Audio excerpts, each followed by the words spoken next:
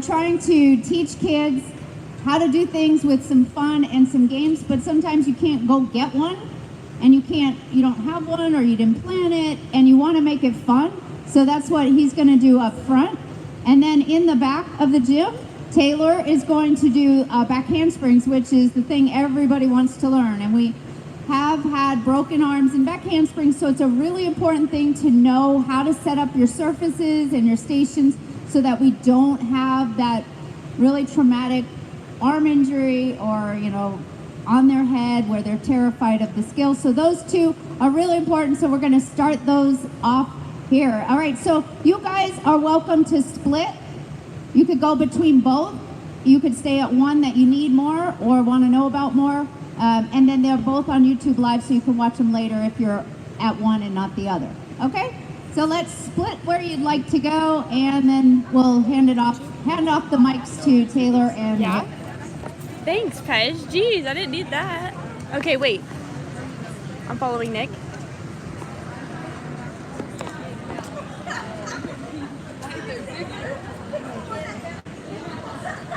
The paparazzi has arrived. Why is it so zoomed in?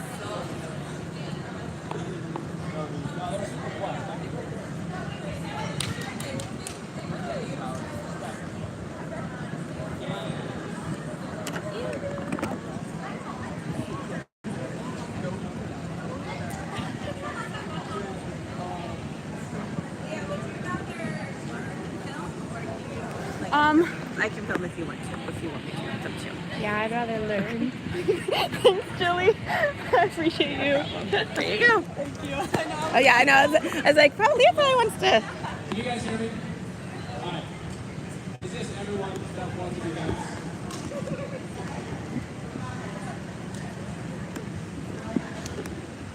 All right. So, something that I've gotten really good at is being not super prepared when I start my class. It's a great thing, but it has helped me to learn how to run a game without actually having any game materials. So, one of the big benefits is that you don't really need to have anything. Like half the time I start my class, I'm kind of just winging it. But if you keep practicing at it, you get better at running your own games. You don't even need stuff to begin with. So a lot of the time when I do this, it's like early rec. So the lowest I teach is mini jets, and then I teach up to level 3 team. So it's really in this perspective of like kind of younger kids, not super old. So I try to keep the games pretty simple, but still really fun for everyone involved. So, when it comes to making a game with no game, I feel like there's 3 to 4 basic things that you need to be aware of and really contribute to the game, or else it won't be fun. So, like I said, if they're young kids, they need to have some kind of prior knowledge when it comes to the game, or else it won't really work. So trying to teach a new game to a group of like 6-year-olds really does not work. So, my favorites, rock, paper, scissors. Everyone loves rock, paper, scissors. Another game is just getting high fives from the coach, or even just like, I'll tell the kids, all right, try to guess what my favorite color is, or guess what animal I'm thinking of, or something along those lines. So, I'm gonna ask you guys, do you guys have any other games that you think a bunch of little kids would know, that you could just be like, oh, you guys want to play rock, paper, scissors, or know how to give a high five? Do you guys have any ideas? Hopscotch? What? Red light, green light, that's a good one.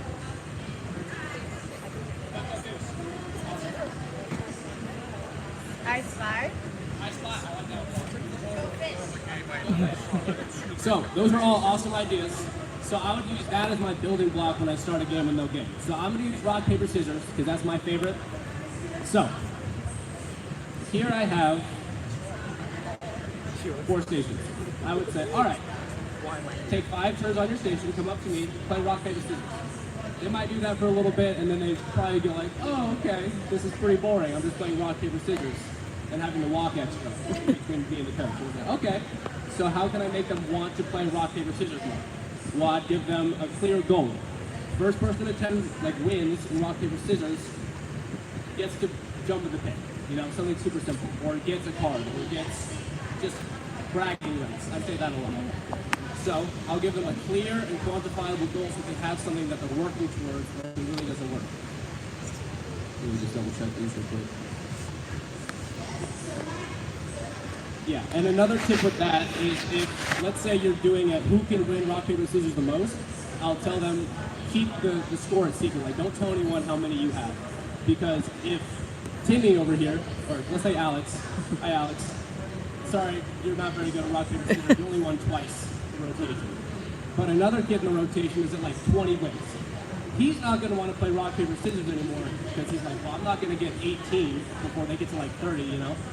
So what I'll do is I'll be like, all right, everyone keep a secret. Don't tell anybody. And then they all think they're winning. Because that's how kids' minds work. They just always think that they're on top. So always try to keep it a secret. It also helps kids feel better throughout the rotation so they don't feel like they're just losing the whole time, which is really, really good. Okay, so now I got this going. Every 5 turns, we're playing rock, paper, scissors. You're getting all these wins, right? But they're just slopping through it. They just want to play rock, paper, scissors. So now the gymnastics is suffering because they're just, thinking about rock, paper, scissors, which isn't really the goal here. So what I would do then is try to find a way to make quality gymnastics a primary focus.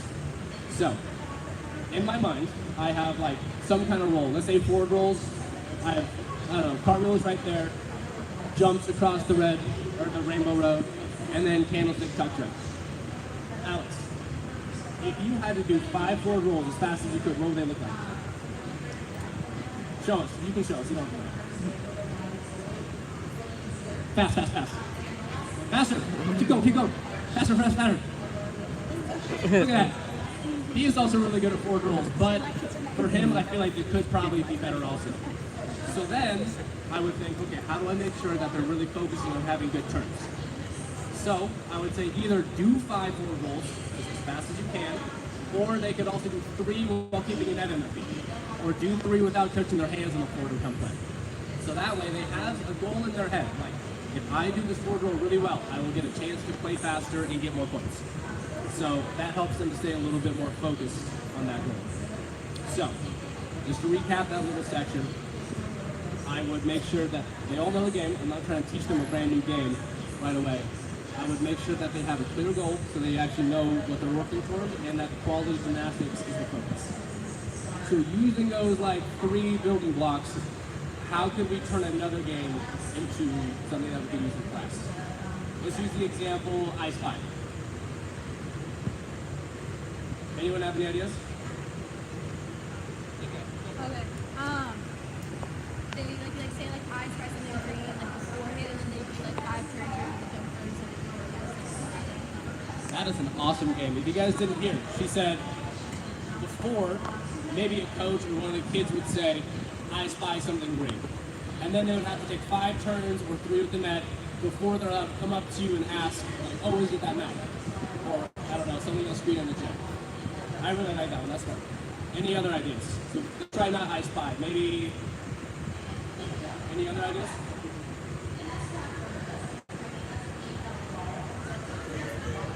Yeah, something that's not I spy.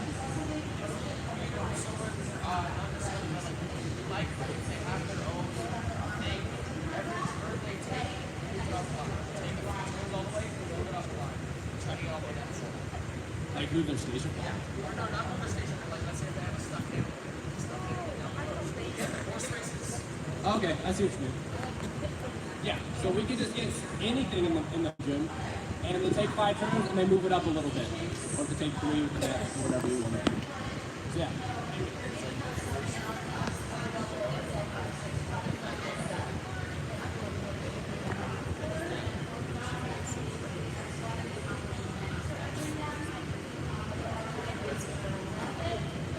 I like that too. Yeah. So all of these are really good because the kids know what they're working for. They're trying to get through the hopscotch. They're trying to get, the pit across the floor. They're trying to find the green mat or whatever you're looking at. So they all know what they're trying to do. They have a good station and quality of gymnastics that they can do as they're trying to get through. Do you guys have any other ideas before we move on to the next section? maybe for red light, green light, it can be like say like while they're doing the station. So it's like when you say like red light, they stop or like kind of different like things like with it. So like green light, they're going like for fast, like just like fast turns. Yellow, they're going for more like good, like kind of like more like quality with quantity, and then red, they're like switching or they're doing something else instead. Okay, so you're saying that the different lights indicate like how they should do the station. I like that too. Make sure they listen also. which is really, really cool. All right, if we don't have any more ideas, we can start moving through this. Any more? Yeah. Okay. Thank you. All right, so my next section is on how to keep a circuit a little more interesting for the kids. So a lot of time, if this was a circuit now, not so much stations, like still forward rolls, handstands, jumps, and candlesticks, if you just say, all right, we got 15 minutes, go, they're not gonna go. You know, they're maybe gonna do it 3 times and then get really bored and then start running around the gym, and then we don't want that. So, one thing you can do is just say, all right, get around the station 5 times, give them a number. You know, you don't want to make the number too high. Saying 15 times, they don't like that. But there is a way that we can make it so we can still get them around the circuit 15 times without them feeling bored. So, my favorite way, the way I do the most, is I'll have the circuit laid out. I might not even know all the levels yet. But for example, I would do forward rolls, handstands, jumps, and candlesticks. I'd say, go around the circuit 5 times. This is just level 1 though. This is super easy. So you need to show me that you can do this really well in order to move on to level 2 circuit. And then they'll work super hard. You know, no one wants to get stuck on level 1, obviously. And no matter what it looks like, I'll obviously move them on, because level 2 doesn't even really need to be that much harder. It just needs to be different. So maybe now I would make it like backward rolls, cartwheels, tuck jumps, not just straight jumps. So it's a little harder, but not much. And then maybe they just do a straight jump stick out of the candlestick. So it's different, but they can think about it as a level 2, like, I got to move on, this is awesome. And then you can do that as many times as you want. You can have 20 levels, and they will keep going. I have gotten pretty high in this. Another idea you can do with these levels is if you just have a net, or like, you do the same item, you give them a net next round. Next round you give them 2 nets, one for their ankles and their knees, and then you can have them be like, all right, now you gotta stick everything. And you can just keep building it up until they have these perfect skills. But they're really doing the same things, but they feel like they're progressing really fast. Another idea to keep your circuits interesting is to beat the record of the past group that was in your class. I make it up every single time. There's no past record because none of my classes look the same. But I'll tell them, like, listen guys, before you guys did a circuit 8 times in 10 minutes. I have never seen a group of kids work so fast when they're working against an imaginary group. Now, if they don't get the 8 times, they might feel a little bad, which is, you know, we don't want that. So what I'll do in that case is I might be like, oh, well, you know, they just have an extra station in there, so really you guys tied. Then we go to the next area. Oh, well, this one they got around 7 times. Let's see if you guys can do it. And then by that time, you probably have a better idea what the class can do, so they can get through it a little easier. Now, the only thing a kid likes more than beating another kid is being better than their coach. So I like to say, I came in here super early, I set this up, and I was practicing on it, and I only got around 5 times. And they're like, you only got around 5 times? I'm like, yeah, I know, it's pretty hard. And then obviously they blaze through it, they get to 10, they're like, wow, I got around twice as much as my coach. I'm like, well, that's just how good you guys are, I don't know. So that gives them a big confidence boost almost every single time. I really recommend that one. I'm not saying lying to kids works really well, but you're stretching the truth because, you know, you gotta run the class somehow, right?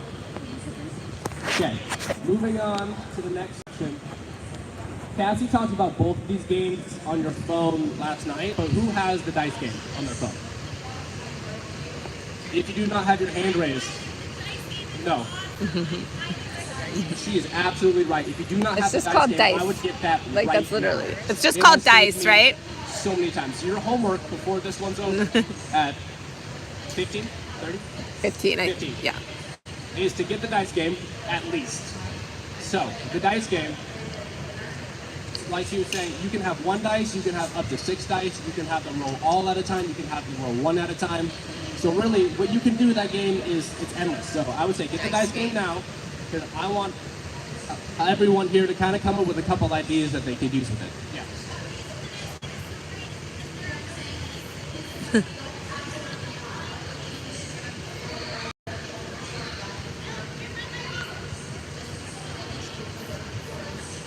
She's absolutely right. I have lost an embarrassing amount of dice to my kids because I just didn't think like, oh, just roll into a mushroom or something. If they're just rolling it on the floor, it will go missing. I'm sorry. So, dice games, here's a couple ways that I like to use them, but I also want to get some ideas from you guys before we're done with this. So, with the circuit, super easy way. It looks like this. They roll the dice. I got a 5. All right, I'll go around the circuit, do each station 5 times. And I'll be like, go around the circuit 5 times. You got to roll the dice before you go around so you know what to do. Some kids will get 1 every single time. It's really impressive. A lot of skill there. So I would maybe just keep an eye on them and be like, well, you actually really got a 4 and just make sure they're doing it the right way. Another way that I like to do this is you can change it so now I have 2 dice. I had a station there, and now it's missing. Okay, pretend like there's some kind of mat here. But what I'll do, 1 second, is I'll say, dice number 1 on top tells you which station to go to. So I roll the top dice, it says 2, so I'll count from the beginning. I'll go 1, 2, cartwheels. Then I'll roll the bottom dice, 2. I will do 2 cartwheels on station number 2. I'll do that, and I'll come back, and I'll do it again. This time I got 4 and 1, so 1, 2, 3, 4 candlesticks. I'll just do it 1 time. Okay? Kids really, really like rolling dices. I don't know why. And then the last one that I use a lot is I'll get all 6 dice out and I'll have it so they can roll 1 at a time. And I'll tell them, well, there's 2 ways you can do this. If they're super competitive, I wouldn't do this one. I have a different idea. But I would say, all right, 3 of you guys are evens, the other of you guys are odds. At the end of the rotation, whoever has more of their number on the dice wins. So they go around the circuit, pick a dice to roll, and then try to get their teams even or odds. There's no skill in the game, so usually kids don't get mad unless they're like rolling their own ones. But it keeps it moving, and then at the end you can be like, oh, it's a tie. You lost by 1. Everyone who lost, you like 1 jumping jack. It's not a lot. But if they are super competitive, what you can say is either make them all a different number. So that was a little tricky because, you know, they usually start out different. But what I usually say is like try to get them all to be the same number. If you want it to be harder, don't tell them which number to pick because they won't communicate until the rotation is halfway over. And they'll all be trying to get their own number. So it goes really, really well. But if they're a little younger or you don't have a lot of time, they're like, all right, get them all to be the number 6. And then they'll all work together to get them to be number 6. So does anyone else have ideas on how to use this dice game in a rotation, or a warm-up, or a stretch? Anyways. If you have 6 kids, is like specifically like how many kids you have, you like do like a dice, like you give them like a dice number, and then whoever gets like the highest number. Okay, so she said if you have 6 kids, you kind of assign them a dice, right? So each kid would have their own dice, and they would all roll, and whoever gets the highest number wins, or maybe doesn't do as much strength or conditioning. That might be a good idea. Or if you assign them a number and then you roll 1 of the dice and that person has to show. That's a good one too. Yeah. Everyone kind of gets a number, and if you roll the dice, if Timmy's number 4, you get a 4, he has to do a show trick. Any more ideas? I don't know why I looked at you, Alex. I'm sorry.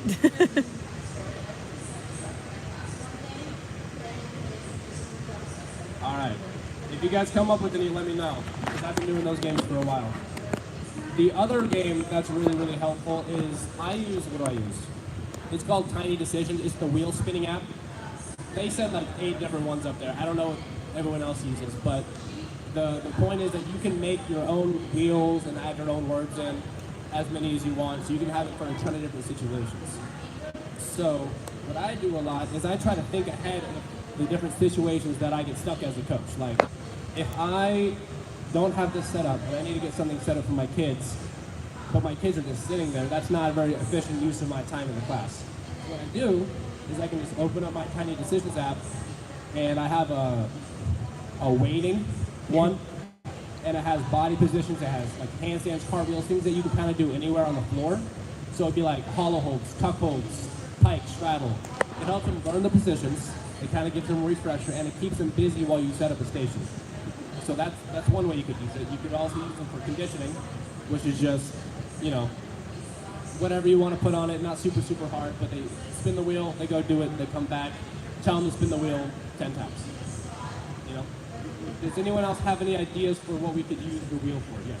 I do. I have a wheel for my warm up. I do all the time, but I'll have them like run down, run back, and then one person spins the wheel. We all do that together. Run down, run back. And next person, everybody gets a turn to spin the wheel. We all do it together. It's great fun. Yeah, that's awesome. If you didn't hear, she said that they kind of all the kids run down, they all run back, and then everyone gets one spin on the wheel, and then they run down and they do the item at the end. They do it here. Oh, they just do it right They do there. it here, and then I'll give them a penalty or skipping. Oh, awesome. What other emergency wheels could we have for our classes? Yeah. So you could use a wheel to pick like a focus for the station. So like take a turn, spin the wheel. All right, this time focus on pumping your toes. This time focus on sticking it.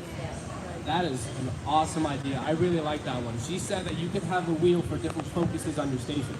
For like, let's say you're on bars and you're doing back hip circles, you could have them spin the wheel. This time they focus on straight elbows. This time they focus on head in, or straight legs, or pointed toes. That's really awesome because they can't think of everything at once, but they still got to practice. Yeah, that's really smart. Any more ideas? Use it as a station. Yeah. Have it rotate to the phone and spin it. The phone can also be its own station. It kind of do whatever you want.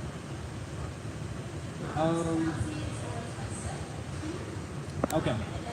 Real quick, does anyone else have any other apps that they like to use during their classes? Because I think the phone is super cute. It's like having a game on you all the time. Heads You don't up. have to walk over. Heads Up is a really good one. Heads Up is a really good one. Anyone else here have Heads Up? Yeah, it's a Gym Cats classic. If you don't know what it is, it's kind of like headbands. The kid can hold it up by their head, and everyone else kind of gives them hints to what it is, and if they say it, they try to get as many points as they can. But what we do a lot is we can have like a Connect 4 board, and they can try to fill it up. Once it's all the way full, they play one round of Heads Up, or if they get around the circuit 5 times, they get a round of Heads Up. And it's just a fun game to kind of give them a goal at the end of what they're doing. But yeah, I use that one a lot too. Any other ideas? Or any other apps that we use? Yeah, I would encourage that we look into more apps because it can be really, really easy to run a class off of an app. Yes? That is pretty awesome. So parents can complain that you're on your phone a lot. So what I do is I do not ever hold my phone when I'm using these apps. I will tell them, I'll like open up the dice app. I'll be like, all right, so these are the dice. You pick your own, you do whatever. And I'll put my phone down and I'll say, if you move my phone, you have 10 push-ups. They can only tap the top. So the parents know that they're not just on your phone, like looking at whatever.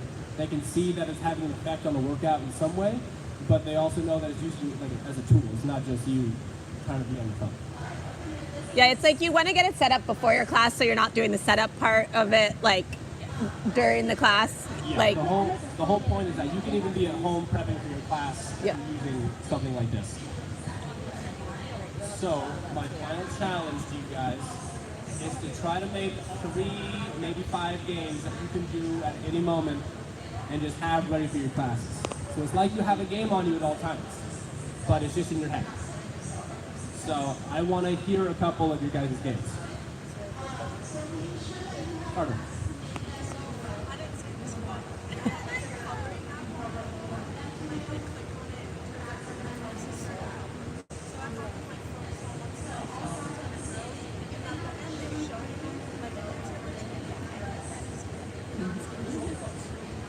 So like, this one over. yeah, sure, start So over. there's a coloring app, and they like collect on a certain piece and they'll fill in with the color, and then I'll have a row of stations. So like for handstand bridge kickovers, I'll have a handstand station. I'll have like bridge over the barrel push off, I'll have bridge kicks, and then at the end it's actually the handstand bridge kickover. And if they make it, they get 2 pieces of film. If they don't, it's 1. But either way, it's a win-win. So they feel like I did something. Cute. Does anyone else have any go-to games that they can use or that maybe they just came up with right now?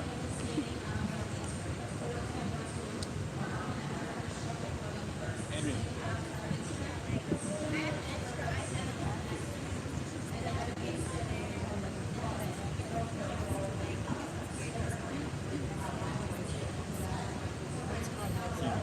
She brought up the point that an iPad would probably be easier to use because it's a little bigger.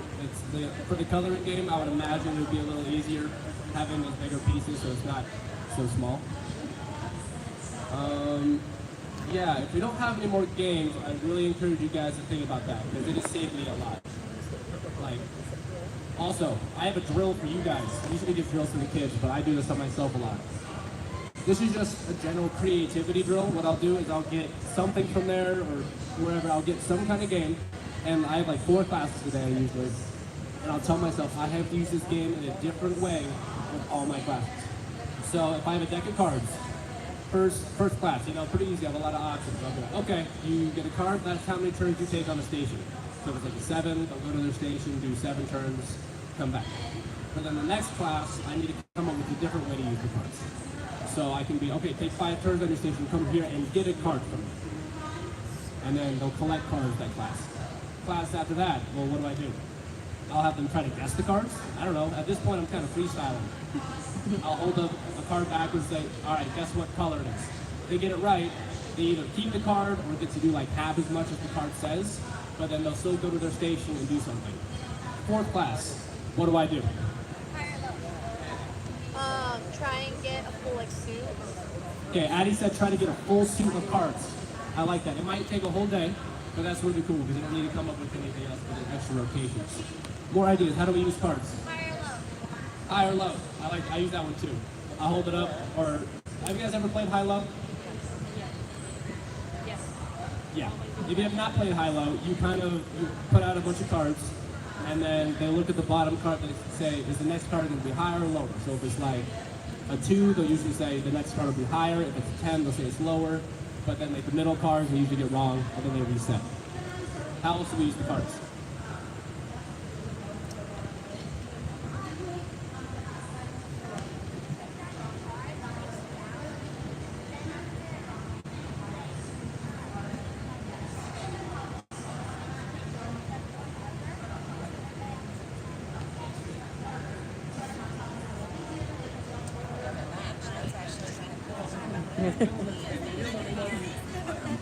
He said that you can turn all the cards upside down and have them play memory with the cards. That's another good idea.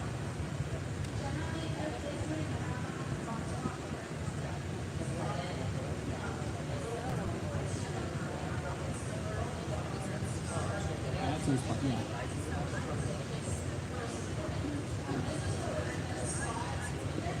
Ooh, that's smart. She said that she plays spotted. We have a lot of spotted here. But she said that she wins, she tells them what station to go to, but if they win, they get to choose their station. I like that one too. I've never thought about it like that. Samantha? I play card games where like the basic number cards don't mean anything, but when you get a face card like Jack means stick it, Queen means add a second skill, new skill, King is competition turns, so this is before and after. Like things like that for significance for the face cards. I like that too. She said that like the normal cards, like 2 through 10, don't really mean much. But if you get a face card, you have to adjust your station somehow. So if you get like a joker or a jack, you got to do it twice. Or if you get like a king, you have to make it a show turn or something along those lines. And yeah, if we don't have any more, I'm through with my material. We can go look at some back handsprings. Yeah.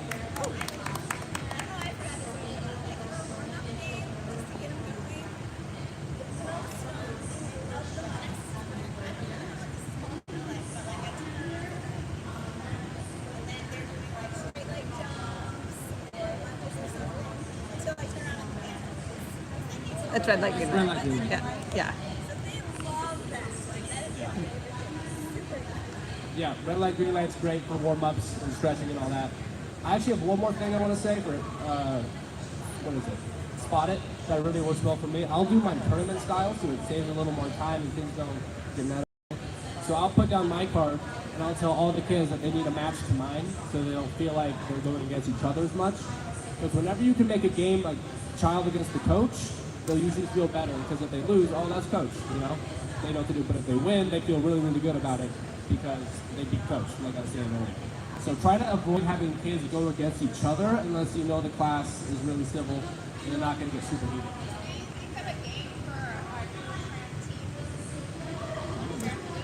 Yeah, so if you didn't know, we have a new tramp team that's starting up. A game that we did 2 weeks ago is we had this spinny app with a bunch of different stuff on it, like straight jump, tuck jump, seat drop, swivel hip, and they would roll it, they'd see what they get. So they got straight jump, they'll go do a straight jump on the tramp, and then, you know, they go through.